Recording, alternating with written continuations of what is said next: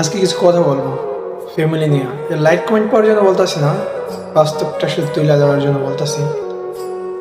তো আমাদের ফ্যামিলিতে যারা বড় আছে, হ্যাঁ, তারা বলে, যেমন তোমার ভাই বোন বা আত্মীয়স্বজন সবাই, তোমার যখন 18 থেকে 20 বছর বয়স হইব, 20-21 প্লাস, তো অনেকেই বলবো তুই অনেক যাস নাই কেন, অনেক যাইতে বলছি,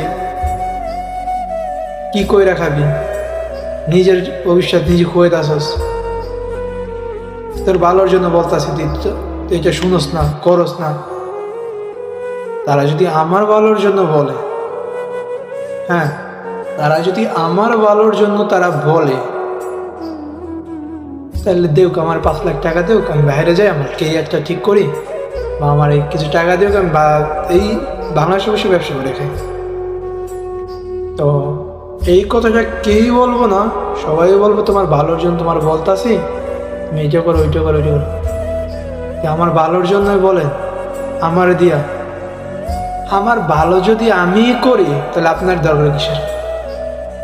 তাহলে আপনার দরকার কিসের? আর আপনার এই যে বক্কর সকর বুদ্ধি দরকার কিসের? আমার ভালোটা তো আমিই বুঝি।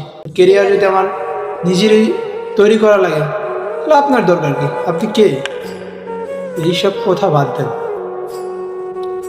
সমাজে তোমার ফ্যামিলি, তোমার বড় ভাই আছে, তোমার বোন আছে, আত্মীয় স্বজন এসব কথা বলে, তোরা এইটা বললাম কেন করলি না, ওইটা বললাম কেন করলি না, কি করবি লাইফে, হ্যাঁ, কি করবি লাইফে, তোর ভালোর জন্য বলতাছি, তোর ভালোর জন্য চিল্লাইতাছি।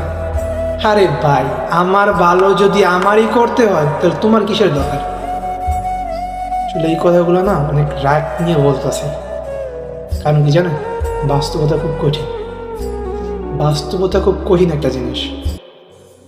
যখন মানুষের দেয়ালে পিঠ ঠিক আছে না, তখনই এই সমস্ত কথা মুখ থেকে বের হয়।